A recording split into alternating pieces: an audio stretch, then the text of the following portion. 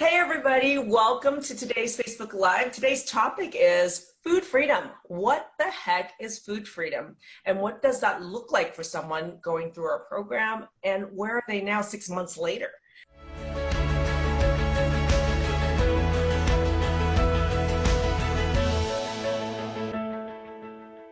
Today, we're actually exploring this, and then we have, I'm Dr. Maggie Yu. I'm an integrative physician, and we focus our program on transforming autoimmune disease naturally for the clients that we work with online.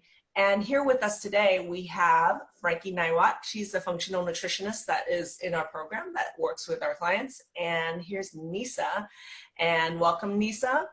Nisa. Welcome. Is a client that graduated 6 months ago. So this is great because Nisa's going to be answering all our questions about what food freedom looks like. I'm going to let Nisa go ahead and introduce herself right now so you can get to know a little bit what life was like before Nisa worked with us. This was in April, I think, we had our first conversation. Hi, my name is Nisa. Before I started the program, I thought I had all these allergy issues. I had been back and forth to an allergist and had recently fired the allergist and started the autoimmune protocol, which was great but not sustainable. So I was always hungry, and every time I tried to reintroduce foods, it was unsuccessful. So by the time I showed up to the program, I was hungry and at my wit's end, just looking for answers. Yep. And then, fast forward, you went through our program, and in our online program, our launch pad program is 8 weeks. So before we go into what that process was like working with us and what you discovered, I want to ask all of you that are watching right now, please list the demographics where you're watching from so we know who we're talking to. It's great. Just give us where you're watching from. If you could tell us a little bit about yourself, that'd be great. If you're an alumni and you're watching this right now, please post in the comment section that you're alumni so people can post questions to you and you can help answer some of these questions. That would be awesome. And if you guys feel like there's anybody that you could learn from what food freedom is like in autoimmune disease, go ahead and share right now this video under the comments. Just put their name right now. That'd be great. So Nisa and Frankie, I'm gonna let you guys take it from here of what the process was like for you in those 8 weeks and what you discovered. Hey guys, so I'm curious, Nisa, looking back on it now, your experience in the program, what do you feel like was the most important change that you made around food during your 8 weeks in the program? Well, I had taken allergy tests before, and basically almost nothing came up. So according to the allergy test, I wasn't allergic to any food, yet everything I ate, I was allergic to. So going through the program and doing some of the testing actually identified some intolerances that I had. So by doing that, I knew that there were certain groups of food that I could actually eat, and I wasn't afraid to try those again. So that helped tremendously because my diet was so limited. Yeah, and the food mapping piece is just one part of it, right? I'm curious, what were your results on the food mapping test? What were the hidden foods there for you that you had no idea about? All of the good stuff, right? Wheat, sugar, yeast, anything that you needed to make bread, I can't eat, but that's okay because I found ways around it and other things that I could eat. Sesame ended up being an issue as well, which I would have never thought. I lived off hummus. So I would have all these reactions, had no reason why, and can't have sesame. So food mapping ended up being like a life changer because by focusing on those few foods that I couldn't eat actually opened up my diet for so many other things that I could eat. Right, compared to the many food groups that you were avoiding when you came into the program. Correct. Like sesame, such an innocent little seed that was causing so many problems. Yes. And then my next question for you, Nisa, is to remember back about what conversation that we had during a coaching call about fruit and fruit's role in your food freedom and what you found out about the fruit that you were eating in the diet. Yes. So trying to gain weight, I was eating quite a bit of fruit, not realizing that it was impacting my blood sugar. And so impacting my blood sugar was actually what was causing my hives, my eczema, my rashes, which I would have never ever linked the two. So I knew I wasn't allergic to the fruit, but would have never realized that it was fruit sugar that was the problem, not the fruit itself. So I can still have it in small quantities. I just can't binge like I was doing before. There was a lot in the diet Yes. when we started. So this is fascinating to me is that people think that if you have autoimmune disease, that it's all about eliminating more and more foods and it's some sort of hyperallergic reaction or intolerance. But the truth of the matter is what you discovered, and we talked about this on our first call, was I said, I think you have a big blood sugar problem and it's triggering this. And what did you think and what did you say? I thought you were crazy because there's no way that blood sugar was causing me to have hives and eczema and rash, because that just wasn't logical and made no sense. And if that was really true, how come my doctors didn't find that out before? And lo and behold, that was it. Right, and the way that we unpack blood sugar in the program really is such an experiential process, right? I think that many people come into the program saying, what is this blood sugar? I'm not like eating cookies and cakes all the time. I don't have an issue with blood sugar. I don't have diabetes, right? But the way that we unpack it and we realize that it's a pattern, it's a routine, it's how you're eating even before exercise, those types of things that we really started to look at throughout your time in the program were huge for blood sugar regulation. Yes, definitely. What does food freedom look like for you now, Nisa? Oh my goodness. So now I know what I can't eat. And so instead of having just limitations, I try new things. So things I would never eaten before. I don't think I ate Brussels sprouts before this year. So because I thought they were evil cabbages. Now I found out I love Brussels sprouts. So there's things I wouldn't eat before because I didn't have to. I was kind of confined. I could do a lot with the things that I did eat, but the actual variety of food was very limited. And so now I'm more creative with what I do on trying to find food within the limitations. So I've come up with some awesome recipes. Very excited about that. My kids are excited because we don't eat the same things all the time. So, and you're an amazing cook. I mean, this is the thing, like you are someone who loved food even coming into the program. And like, I feel like even for someone who loves food as much as you do, and then to have to be like navigating it and having all these lists of things that you couldn't have. I mean, to see you flourish in that way and be able to really fall in love with food in this whole new way has been just such a beautiful process to watch.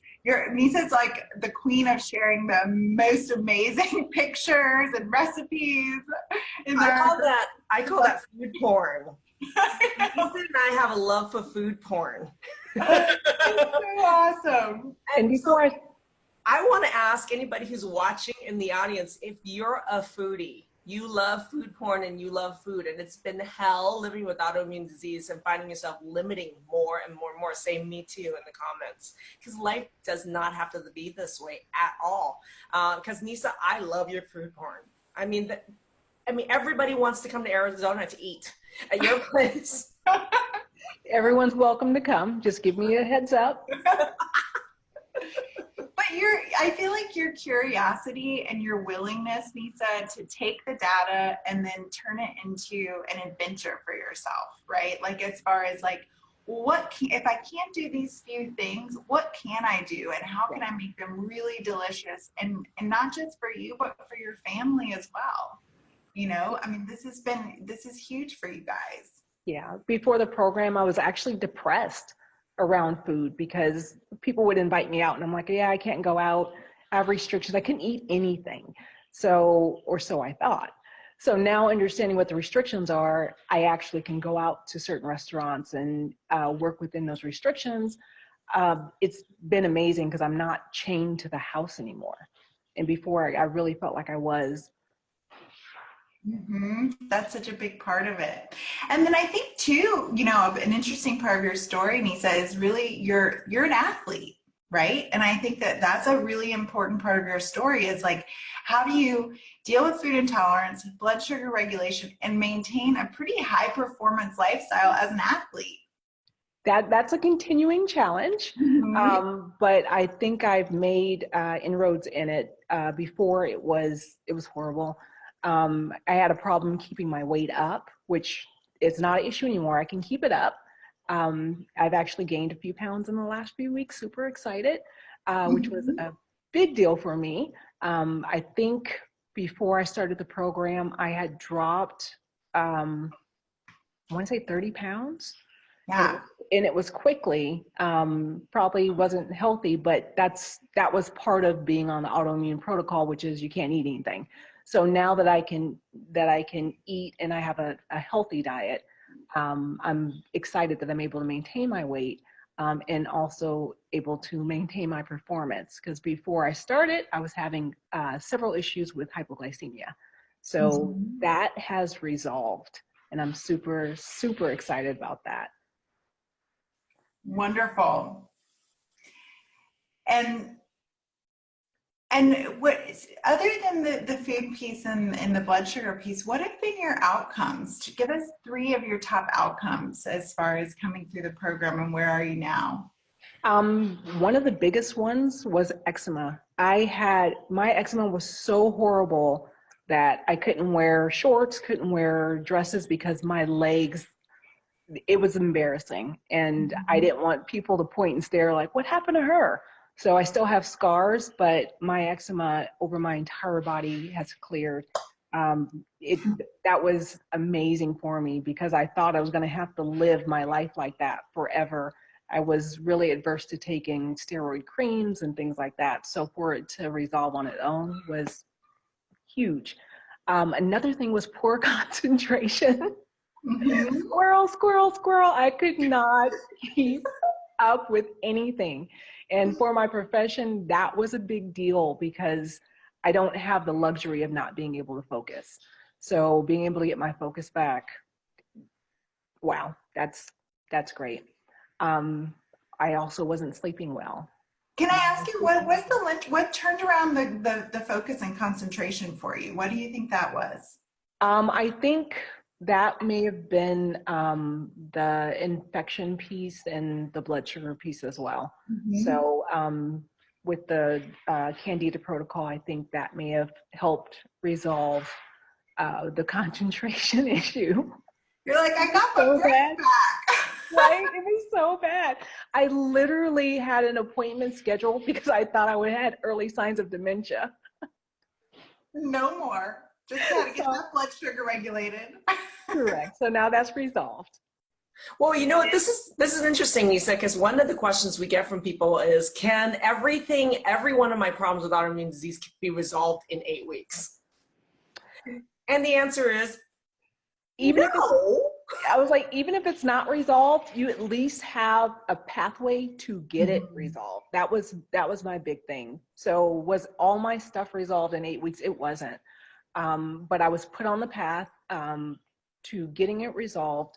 A lot of what I learned or what my process was process of elimination. So we eliminated a lot of things for me to arrive at, wow, this might actually be blood sugar. So it didn't start for me thinking it was blood sugar because, like I said, I thought you were crazy. So once we eliminated other things, it all kept pointing back to blood sugar. And so I'm like, it can't be that, it can't be that. And with keeping a food journal and things like that, it's like, wait Mhm. a minute, when it's nothing else, it only could be this. And then so I start running experiments on myself, raising my blood sugar and seeing how I felt and things like that. And it ended up being blood sugar.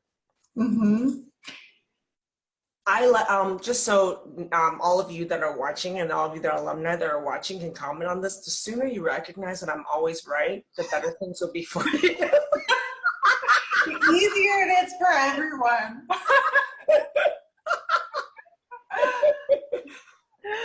It didn't take the whole 8 weeks for me to come around, but it was a majority of 8 weeks. So what I'm hearing though, Nisa, is that the last 6 months you're continuing to get better and better and better because of the tools that you learned in those 8 weeks. Am I right? Correct.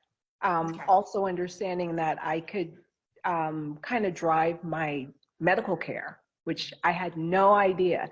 So by driving my medical care, I've been able to talk to my naturopath about certain tests I wanted to run and all those types of things. And by doing that, when she thought it was something and I'm thinking it's something else, we found out we were both wrong. However, we did find out what it was. So, and that was through my efforts and not being okay with someone saying it is this and going from there. I think what's missing in an autoimmune disease and chronic disease in general, but an autoimmune disease is actually patient self-advocacy. That is not a skill that doctors know themselves, and they can't teach it to patients. And no one out there is working to educate and empower patients and clients with skills to advocate for themselves. And what you're saying is that that's changed the nature of your relationship with the doctors that you do choose to work with now. And as a result, your outcomes are totally different. Correct. I love Because I'd that. still be in the dark. I would still be in the dark.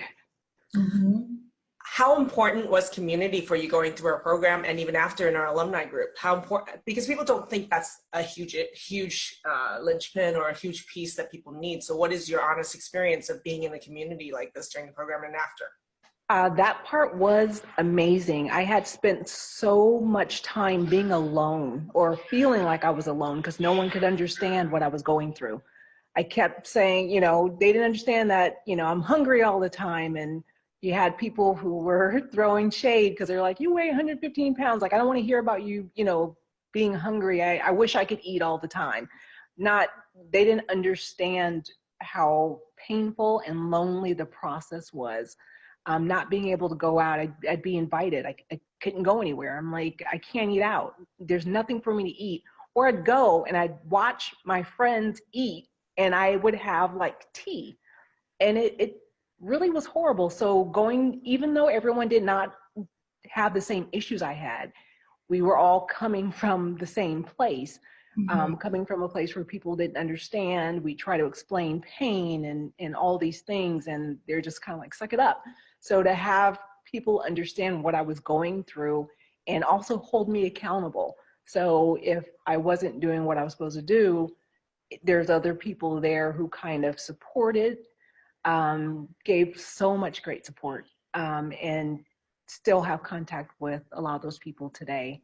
And if I post something, they understand what I'm going through. If they post something, I understand what they're going through. So I think we continue even after the primary part of the program, we still support each other. I love that. That's so great. So Nisa, you're a busy professional. And I know that even on our first phone call that we were talking about was that this is not an insignificant investment of time, energy, and financial resources for you to have done this program. Correct. And it was a big decision for you. And so my question for you was, what have your thoughts been as you were going through the program now after on what is the return on your investment? Was this worth it? Oh my gosh, it was so worth it. I spoke to relatives before I wanted to commit to it. So I didn't know what the financial commitment was going to be, but I did want to talk to them and let them know that I was considering a program. I didn't know what it was going to entail. They supported me through it, and now I'm able to share a lot of information that I got from them. It was a time commitment, but it was worth every second. I do it all over again. I could not be where I am today if I did not make that commitment to the program. I would still be walking around in the dark, trying to figure out why my allergy medication wasn't working for my hives. This was your blood sugar, dang it. So it is, I mean, and I had had bouts and I was in the hospital. The cost of that alone, it made this program worth it. So I know if I have some issues, what it probably is from. I haven't had those issues, thank goodness, since the program. But before I was paying money, going in and out of the hospital, and no one could tell me what was wrong. All they'd say is, I read this and it must have resolved itself. And I'm like, I thought I was dying and you're just telling me go home. So, and then here's your bill. So to me, it was definitely worth it as far as time and financial commitment. Well, what it is, Nisa, what you're highlighting is that you pay anyway. Yes. You're paying anyway. The question is, are you actually going to pay to get answers and outcomes, or are you going to continue to pay to still be in the dark? Correct. Which is what you were doing anyway. Yes. So doing nothing to change what you were doing is not a neutral. You were already paying to stay the same or get worse. Correct. That's the most expensive thing you can do, is paying to stay sick. Yeah. And so much time with all the specialists and being in and out of the hospital. And I mean, that is just exhausting. Yes. And still not having answers at the end of it. Correct. Well, what I want to do is, for those of you that are watching right now and you want to learn more about our program, go to drmaggieyu.com /autoimmune. We'll have that link posted below, just so you can watch a free training about what the pillars of our program is, and of which two of the pillars that Nisa and us just talked about was food mapping, as well as blood sugar was huge for you. And this is for her career. This is, and you can see the outcomes Nisa had pointed out was that number one is that the eczema has cleared up. Number two is that you said that you poor concentration, which you needed for life and being an athlete and for your career, has resolved. And then number three, insomnia has resolved for you. Huge. Yes. Yay.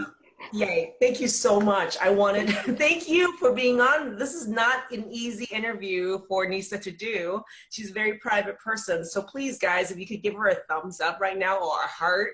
And in the comment section, thank her for sharing her story with us, to show you guys what food freedom looks like even 6 months later after she's done with our program. I love this whole "where are they now" concept. So that people know that this is not only sustainable, but you actually continue to make ginormous gains after the program.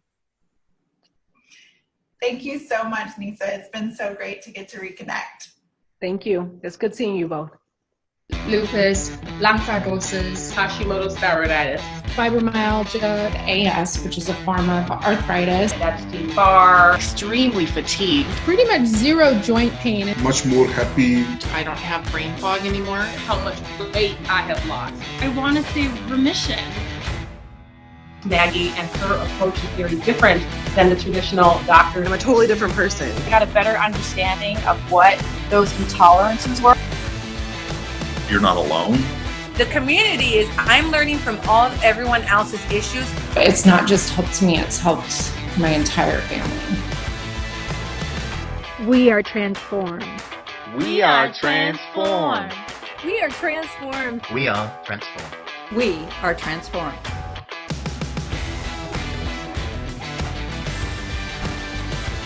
Join the movement and transform your autoimmune naturally today.